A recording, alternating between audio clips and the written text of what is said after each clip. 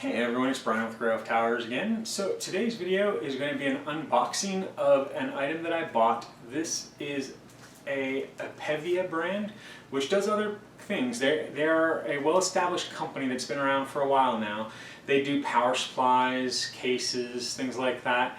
And honestly, I know a lot of people give them grief, but I've used a minimum of a dozen Apevia brand power supplies, including some of their 600 watt Spirit models, which do not have any 80+ rating, and I've had zero customer issues with the Apevia brand.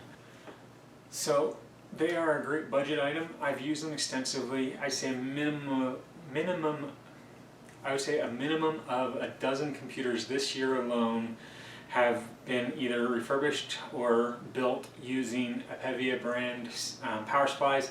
Never had a customer return one or have an issue with the power supply on the builds that I've used Apevia brand, and they tend to be considerably cheaper than, say, a EVGA or Thermaltake or Seasonic brand power supply. So anyway, back to today's video. This is going to be on the Apevia brand Aura, A-U-R-A. This one happens to be a very special package. Now it is RGB fans included in it, and it is a special design because I'll show you this case.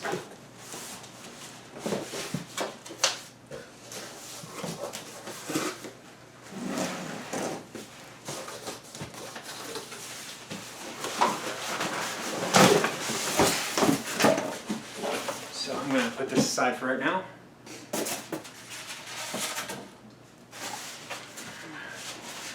So this here is the Aura that I purchased. Now, it is tempered glass, plastic, and I'm assuming aluminum. Yeah. So, just so you can get a feel for it from this video, it has a magnetic filter up top. It also has the audio jacks for microphone and headphones. It also has, looks like, two USB 2 and a USB 3 port. It has an opening that's been closed off by like sealed plastic for another one, so there may be a way to update that. There may be a way to upgrade that or something, but does not look like it has very much in the way of ventilation. It does not look like it has very much in the way of ventilation. The front, pretty sure this is plastic on the front. Sounds like plastic, whereas that's glass. So it's got the little buttons up here for, looks like LED changing the fans, and then power and reset. It's kind of a cool, like almost like a toggle switch type thing where you push down it, and it's got like a little, I don't even know what switch it is really that I'm thinking of. But toggle switch isn't the right one, but you know, it's a little switch that you push down and it has the different things. So it does have a tempered glass panel on the side to show off everything, so that is awesome. And so yeah, let's take a look at the insides. Oh wait, before we do that, it does also have a filter on the bottom for the power supply.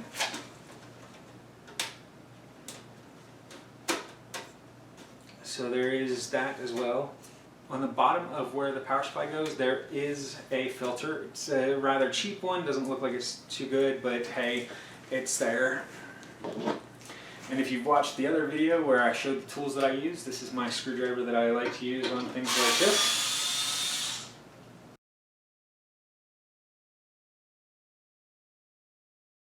Alright, so this here, like I said, this is a glass side panel, so we do need to be careful. It's got the little instructions, and a lot of times we don't use those here because they just tend to not be anything important for us. It is a fan in the rear that is LED. It's got a LED connector to it, and that's it. So power goes to the LED controller, and then from there it goes to the fans. It's not directly to the fan. So there is that.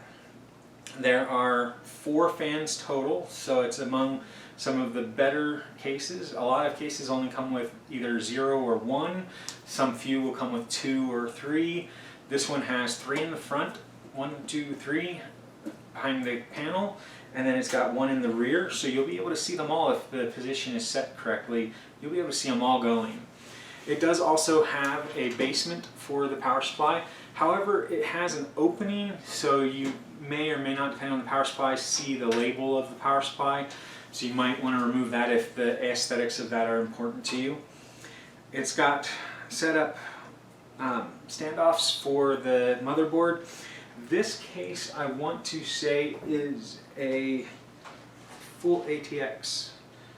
Yes, it is full ATX. 1, 2, 3, 4, 5, 6, 7 slots, including 1 removable and replaceable one. And let's take a look at the insides real quick. So inside here looks like LED switch here. I'm going to have to read the instructions on this one because I see the LED switch here for fans. All the regular switches for the front. We've got the USB 3 and 2 and HD audio. You've got, looks like 3 SSD bay, nope, 4. One here that's removable, that one's cool. And then it's got 2 or 3 bays down here for 3.5-inch bays. Lots of cable management, tie-off spots. But like I was saying, the fans, I see them here. And okay, so they already have that one wired. Okay, so it's already wired to this here, and then there's the LED switch down here. Not sure how that works with the rear one, not having the switch connected down here. So that'll be something to look into and everything, but it has 4 fans. Even if you leave them on the default setting, it'll still light up and be something. And then you've got your screws and brackets and things like that are all included down here. I mean, for the price that I paid, it is not bad at all.